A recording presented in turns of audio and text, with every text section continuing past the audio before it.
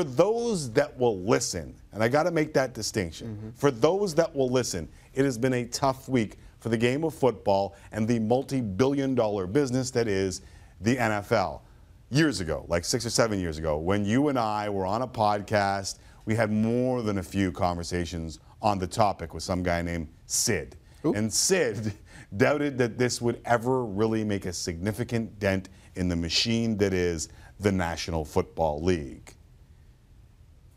Why do you think we are where we are, and do you think these news, these stories, will change that now? I mean, I think it depends on what metric we want to use when we're talking about making a dent. Are we talking about making a dent as far as profit goes? Because I don't see that necessarily happening. But it is making a dent as far as perception. And at what point does the perception start to affect the profit? Right. Because that's where the real dent is. I don't think that the profits have been hurt in any way, shape, or form, except for the money that they will end up paying out in some sort of settlement in lawsuits or for research. Other than that, the profits haven't been touched. It is still a machine. The ratings were down a bit last year, specifically earlier in the year, but they said that was because of the fatigue of Trump and Hillary and being on the same time as some of the political debates. Did you see the J.D. Power and Associates? Yes, yes. Where it said that it was anthem protests that led the way on why they didn't watch last year. So they don't have those excuses this year. So we'll watch. Right. Many Canadians will watch and see what that backlash, if there is any, entails.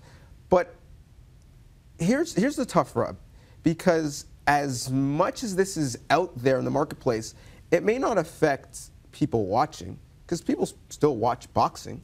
But you know what people don't do? And they're they don't sign their kid up for boxing. Right. And so it will affect your employees, the ranks and files of which you try and fill your leagues. And if athletes start to move to other sports like basketball, like baseball, then it affects, because your product is not as strong, and that also affects products. But so far, the advertisers, they're not scared off yet. No. The fans, they're not scared off yet. But we talked about Judge earlier in the show. Judge has the body of a football player. There are more judges playing baseball, making millions upon millions upon millions playing baseball with, I don't know, guaranteed contracts and career lengths that average more than 3.3, then I think then it's an issue. Pop Warner football is just as big as high school football in some parts of the country. And I think that's where you're going to start. It won't be all of a sudden the NFL gets slapped in the face and, oh my God, what happened to the NFL? It'll be slow and gradual. Look at the game of boxing. That is a great example.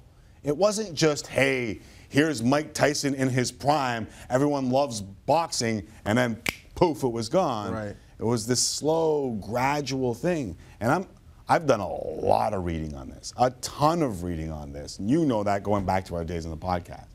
And I sit here today with a 7-year-old son at home. I'm not sure I'm going to let him suit up and play the game of football. You know I love it. I grew up playing it. It affected my family in a great way. It's probably the reason why I'm sitting here, the game of football. Because it taught me, I mean, as a teacher of skills, I'm not sure there's a better game than football. And even saying all that, I look at my son and I say, I'm glad I don't have to make the decision yet. I'll wait till grade 9. And right now, with the information that I have in front of me, I don't think he's playing.